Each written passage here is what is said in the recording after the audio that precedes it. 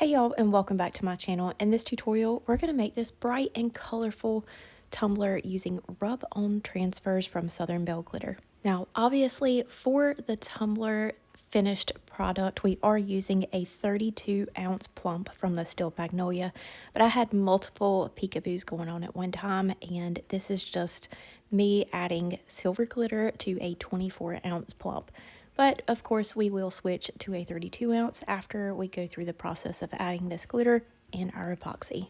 I took my glitter glue from COLORFLEX and just added some to my tumbler, used one of those cheap chip brushes to spread that out, and then I'm adding on Brilliant from PDB Creative Studio.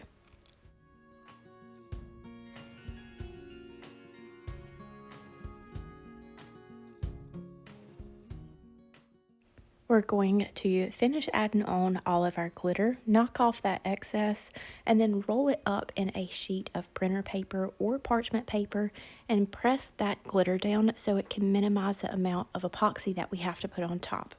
Once this glue dries, after about 2 hours, I'm going to give it a coat of epoxy, allow it to dry, sand very lightly around my top, bottom rims, and all over, and then add on another coat of epoxy to prepare it for our stencils. These stencils are from Etsy, and I will have them linked down below for y'all. The way that I size them properly to fit each of these tumblers is in Design Space, I will create a rectangle shape, the exact dimensions of my tumbler. I will then import the stencil design into my Design Space and resize them to appropriately fit the exact dimensions of the tumbler. And normally for all of my floral peekaboo designs, I put them pretty much in the same place because it just works. So I put one very large one on the back, reaching from the top to the bottom, and then I alternate two smaller ones on the front. And the great thing is, once you have these laid out for a specific size tumbler in your Design Space or Silhouette, you can save your project and label it whatever tumbler size that you resize them for. So all it is a couple clicks to get these cut out again.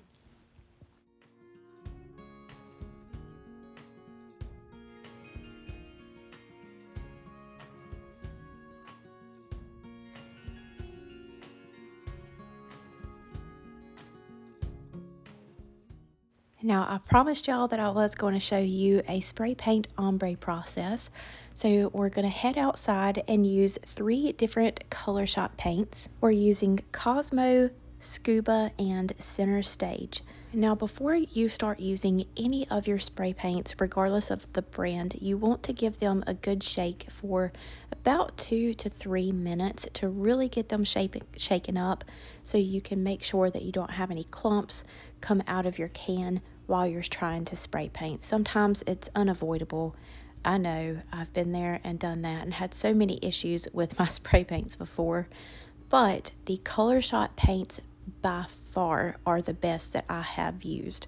I know they're a little difficult to get, but I have heard and I do see that they are in store and online for Michaels at this time. So if your local craft store or Walmart does not have them like mine, then you can definitely check out michaels.com and see if they have them as well.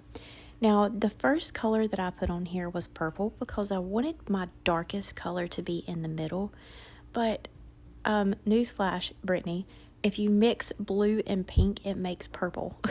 So what I ended up with was, so after I added on all 3 spray paints, I just ended up with a large section of purple. What I actually needed to do is go in the center with my pink and then go in with a little bit of purple to darken up that ombre in between my pink and blue. And this is definitely one of the more difficult ones that I have done. Sometimes I can very quickly get a really nice ombre in between my colors, but what is key is just to hold your paint can about a foot or more away from your tumbler, and then you're going to allow it to basically just dust the spray paint onto your tumbler. If you get too close, it's going to spray too thick, and then it will be harder to build up your coverage with your spray paints. And especially for a multicolor ombre like this, you're going to have to go back and forth with all your paint colors until you're satisfied with the blend. So just do your coverage very, very light so that once you get a really nice ombre, your paint is not too thick in areas to where it's going to take a very long time to dry or even damage your spray paint when you start removing your stencils. After your spray paint is completely dry, I actually let these sit probably a couple of hours, especially when I am doing a multicolor ombre where my paint may be a little bit thicker, because even though the surface layer might be dry, underneath that spray paint can be wet, and the first time you touch it, it's going to mess it up. And if you've already removed your stencils, it's going to be difficult to cover that spot up without just completely removing your spray paint and redoing your stencils. You want to put your rub-on transfers on a glossy surface. So before we add on our transfers, we're going to give this a layer of epoxy. You can do a super thin layer, but I am going to add in Filter from COLORFLEX so that we can go ahead and give this a little bit of a shimmer. And then we'll add some more in our final layers so our rub-on transfers will sparkle as well. And of course, I forgot to hit the record button whenever I was adding the epoxy, but that's okay because I always show adding on one of our two final layers of epoxy. The rub-on transfers that we are using are from the Glamour Tribe Brights collection from Southern Belle Glitter. I love all of the Glamour Tribe florals in all of her collections because she puts so much on one sheet. And it's different. It's not a bunch of floral clusters like mine typically are. She actually puts on different elements that will match and coordinate with her main florals. So you can just take one whole sheet and just place them all over your tumbler or project that you're working on. It's going to go together really nicely, and there is plenty to cover a full tumbler or even a tray if that's what you're working on. Now your smaller ones, you can definitely just cut out and pop them to your project.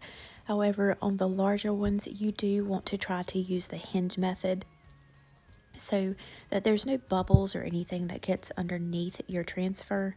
So cut off a little bit of that backing, place it onto your project to where you can line it up and press down that little bit of exposed portion of your transfer, and then take the wooden stick that comes along with the transfers and rub them down as you were pressing the backing off. Very similar to vinyl application. You just can't remove these once they are pressed down, so you want to take your time and be very careful on how you apply these.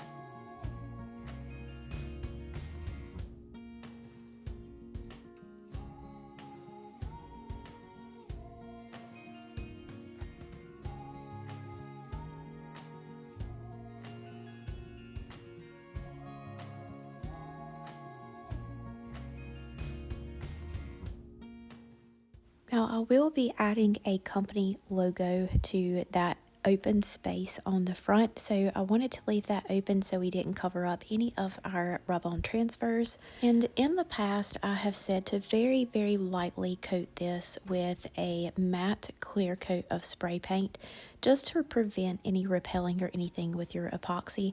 But I have found with the different temperatures, it's warm in my home, and if I have to go outside and spray paint in the cold, it does affect the reaction between the spray paint and my transfers and causes them to crack in some cases. So I just allow my Artistry 1:1 ratio fast set epoxy that is a thick viscosity set up just a little bit before I start application, and that seems to prevent any repelling since the epoxy is going to cure very quickly, being a fast set as well as a thick viscosity. And of course, you'll just want to avoid applying too much heat that would cause your epoxy to separate. So of course we did add our filter into our epoxy to give our floral some shimmer, and then I wanted to add a little something extra, so I intended on putting Enchanted from COLORFLEX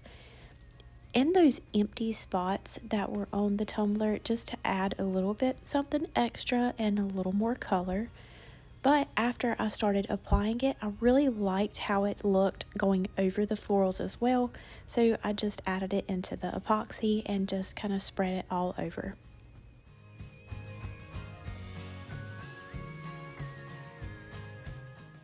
I absolutely love how this tumbler turned out. I think all the colors just play together so nice, and it just looks gorgeous.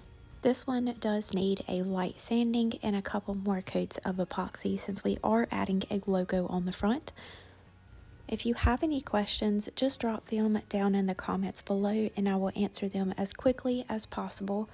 All materials that I have used will be listed down in the description, as well as some coupon codes for you. Don't forget to give this video a thumbs up if you enjoyed it, and subscribe to our channel and hit the bell in the corner to be notified anytime a new tutorial drops.